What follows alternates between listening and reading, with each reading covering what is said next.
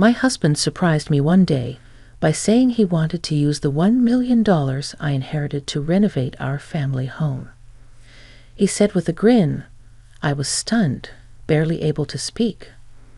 My father had passed away, leaving me the inheritance, but I hadn't told my husband about it.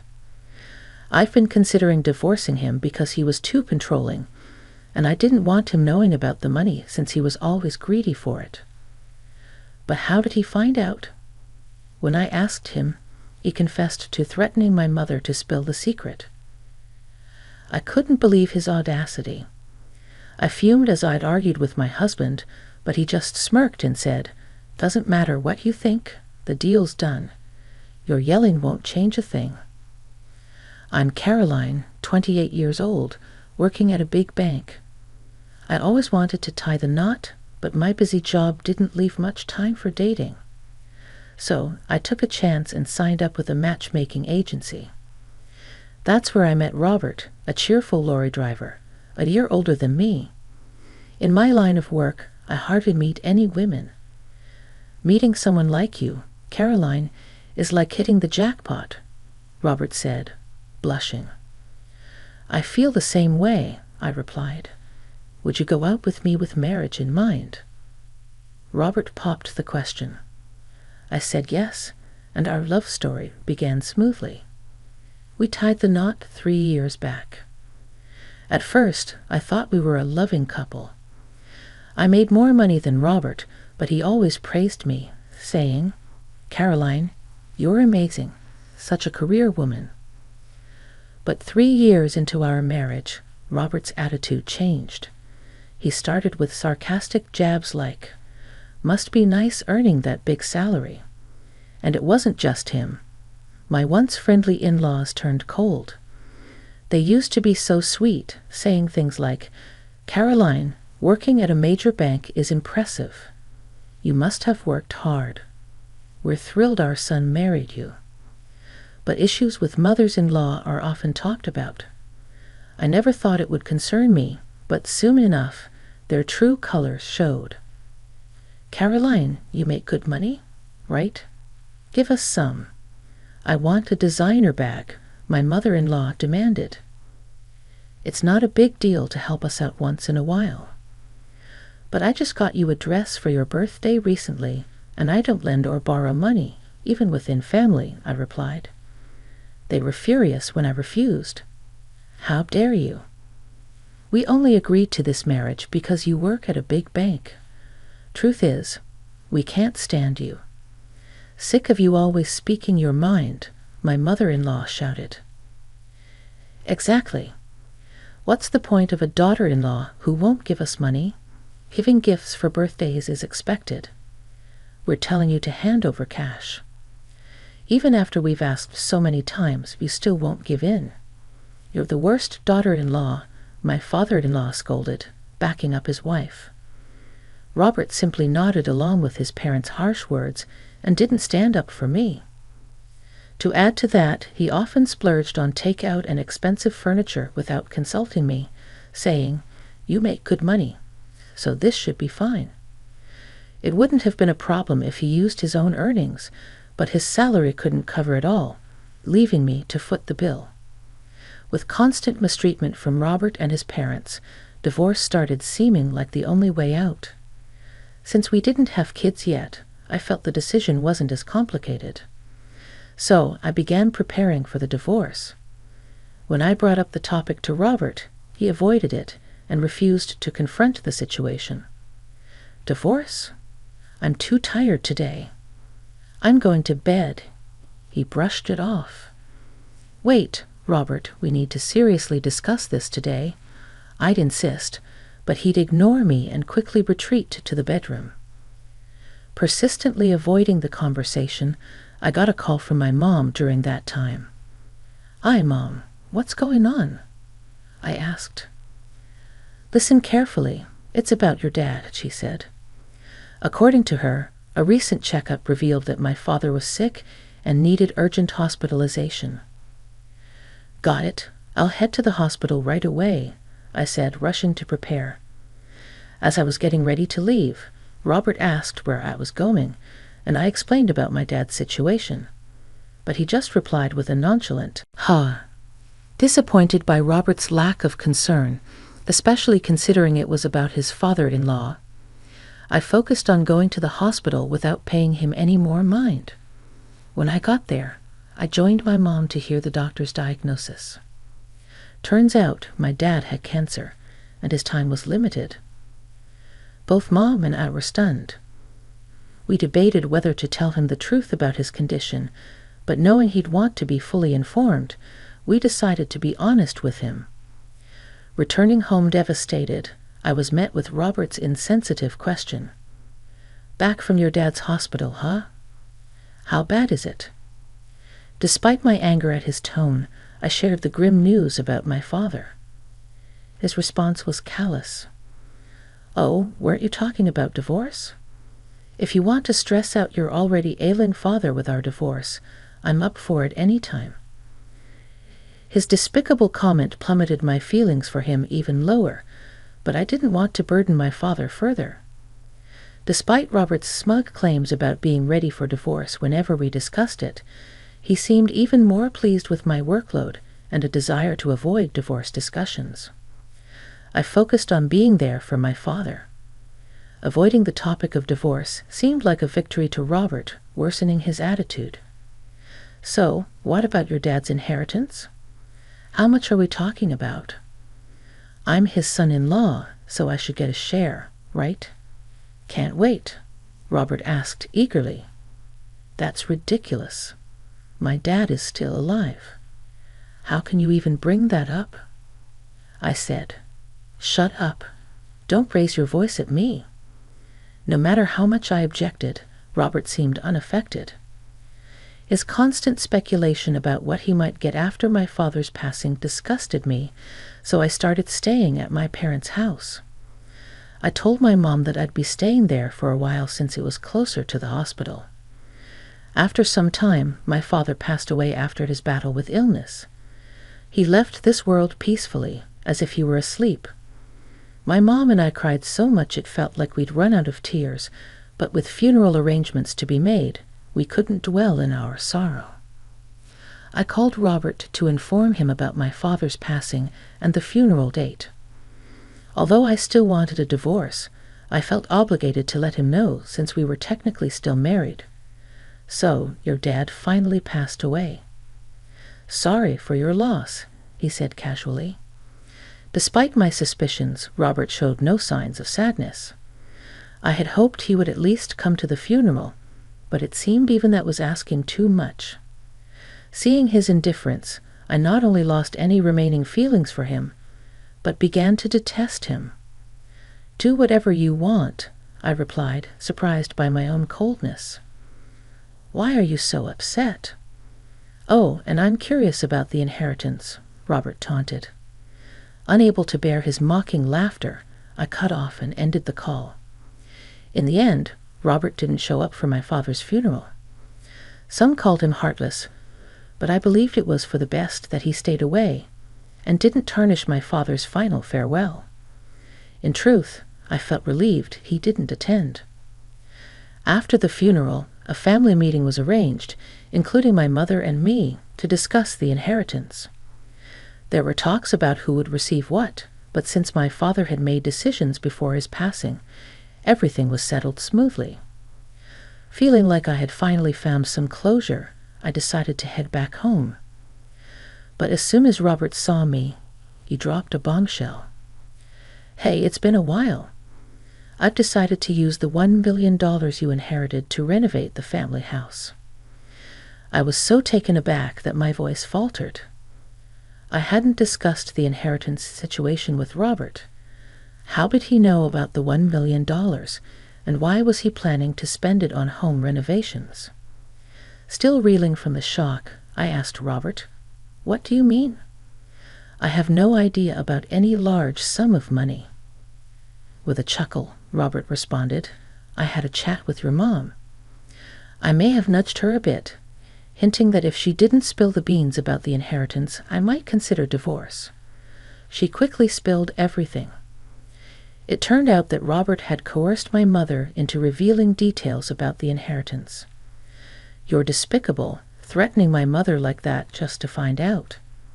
"That's a low blow," I exclaimed, my voice rising without me even realizing it. "I don't care. The renovations are already underway with that $1,000,000. "You did what?" Robert said smugly. While I was preoccupied with funeral arrangements and other tasks, Robert had already arranged for the renovations using the inheritance. I was speechless. "You're obsolete now, but I'm feeling generous. You have two options. Move in with my folks or file for divorce." Robert's smirk was downright repulsive. I sighed deeply and replied calmly, "I choose divorce, but I won't regret it." Robert laughed dismissively, as if I'd regret anything. With that, he handed me a lawyer's business card. "From now on, we'll handle everything through this lawyer. And don't forget to transfer the inheritance to my account," he added. Silently, I packed my belongings and left. Even as I walked out the door, Robert kept reminding me, "Don't forget about the inheritance." When I recounted everything to my mother, she seemed taken aback. She hadn't realized how strained things were between Robert and me. She also apologized for divulging details about the inheritance to Robert. "It's all right, Mom. I should have told you everything. But Robert threatening you is the worst part," I reassured her. Then I asked if I could stay at our family home until I found a new place. She readily agreed. The following day, my phone buzzed incessantly with calls from Robert, all of which I ignored. Eventually, Robert showed up at my parents' house, ringing the doorbell persistently and causing a commotion. Despite my attempts to ignore him, Robert refused to leave and continued to shout loudly outside. "Hey, open the door. I know you're in there," he shouted. Feeling overwhelmed by his aggressive behavior, my mother suggested, "Caroline, maybe you should talk to him to prevent any further disturbance for the neighbors. It might not lead to anything productive, but if things escalate, we'll call the police." "All right, I understand," I replied reluctantly. With Robert showing no signs of leaving, I reluctantly opened the door partially, leaving the security chain latched. "This is getting out of hand, Caroline. Whenever you transfer that $1,000,000, I can't afford the renovations without it," Robert shouted, attempting to shake the door and break the chain. Remaining calm, I responded, "It's under consideration." Confused by my reply, Robert looked puzzled and asked, "What do you mean, under consideration?" I confronted him with the truth, saying, "What I inherited was my father's vacation house. It's not in cash, so I can't transfer it to you." Robert's eyes widened in shock, but then he said something that surprised me too. "How did you manage to secure a $1,000,000 renovation contract? Usually, they wouldn't agree without proof of funds." "Well, I have a relative who owns a construction company. I mentioned I'd be receiving $1,000,000 soon, so they skipped the usual checks," Robert explained, looking stunned. "If that's the case, remember when I warned you before we decided to divorce," I reminded him. "I did warn you properly." "You've got to be kidding me. I'd already paid a deposit of $3,000. I planned to pay the rest in installments, but now I can't. What am I supposed to do?" Robert panicked, continuing to fuss. "The wife's property is the husband's too, right? Even if it's not in cash, hand over that $1,000,000 vacation home. We're still married, right?" he insisted. "You've got it all wrong, Robert. Inherited property isn't shared. It's solely mine. Not a cent goes to you. And just so we're clear, we're not a couple anymore. We're total strangers," I asserted firmly. Upon hearing this, Robert's expression shifted from despair to rage, his face turning beet red as he began screaming louder than ever. "Stop playing games. I'm calling off the divorce. Give me the inheritance right now," he demanded, attempting to grab me through the door gap. When witnessing the altercation, my mother swiftly dialed the police. Robert withdrew his arm upon hearing her on the phone, but then smirked unexpectedly. "I'm done with you," he sneered before fleeing the scene. After he left, the police arrived. While the doorbell camera footage seemed to suggest action would be taken, the officers advised me to prioritize my safety and to avoid engaging with Robert in the future, regardless of the circumstances. They instructed me to keep the doors locked and, if necessary, pretend I wasn't home. 3 days later, I received another call from the police regarding the documentation concerning my father's real estate. When I returned to my parents' house after divorcing Robert, I had put the real estate documents in my bag, only to discover they had vanished. Upon being informed that the documents were found, I headed to the police station, where Robert was unexpectedly present. To my shock, it turned out that Robert was the thief who stole the documents. As I demanded an explanation, exasperated, Robert wore a sullen expression and muttered, "You thought there might be cash in my bag, since I inherited $1 million, right? So when you went through my stuff, you stumbled upon some important-looking documents related to the inheritance and decided to take them." Robert explained that he hadn't examined the documents closely at the time.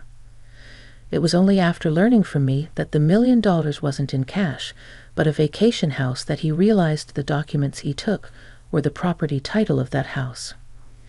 Later, assuming that selling the property title would convert the inheritance into cash, he took it to a real estate agent, accompanied by my in-laws, to initiate the selling process. However, upon my arrival, the realtor informed me that since the title was still in my father's name, they couldn't proceed with the sale. As the inheritance division discussion had just taken place, I was in the process of finding the notary to transfer the title to my name. Even if the inheritance had been finalized, the property would still be under my name, making it difficult for Robert to sell it without my consent. In frustration, I demanded that they purchase the property since it belonged to my father-in-law. Their response was to call the police on me, likely due to Robert's aggressive behavior, which raised suspicion among the employees. As I stood in shock, Robert began making absurd claims to the police officer. "I was just trying to sell it on her behalf. I didn't steal anything. I haven't done anything wrong. Please let me go," he pleaded, contradicting his earlier admission of taking the documents. Remaining composed, I clarified to the officer, "That's not true. I didn't ask him to sell anything. He stole it on his own. Plus, the documents he took were just copies, not the originals. Even if he tried, he couldn't have sold them." Frustrated, Robert bit his lip, and as a result, he was arrested for theft. With news of Robert's arrest and the loss of the $3,000 deposit broadcasted, my in-laws, now exposed as the parents of a criminal, were compelled to relocate from their town. Later, they seemed to hold a grudge against the real estate agency that reported Robert, resorting to making harassing calls and spreading rumors. The real estate agency, understandably outraged, filed a lawsuit against them for obstructing business and attempted fraud, as they had tried to sell property they didn't own. To avoid a court case, my in-laws had to pay a significant amount in damages. In their desperation, they reached out to me for help. "Caroline, please, we used up our savings for the deposit, and now we're in debt to pay the settlement." My ex-mother-in-law's voice trembled with urgency. But I felt no sympathy. "Why are you asking me for help? I'm divorced from Robert, and as far as I'm concerned, you're strangers to me now," I responded firmly. She pleaded, "You're wealthy, aren't you? Can you spare some money? We'll pay you back, I promise." I don't believe that for a second. "I'm ending this call. Don't contact me again," I replied coldly before hanging up and blocking both their numbers. Robert's number had been blocked long ago. Knowing Robert knew where my parents lived, I decided to sell our family home and moved with my mother for safety. As for the $1 million vacation house, I put it back on the market, and it sold without any issues. Now, my mother and I live peacefully, cherishing the memories of my father.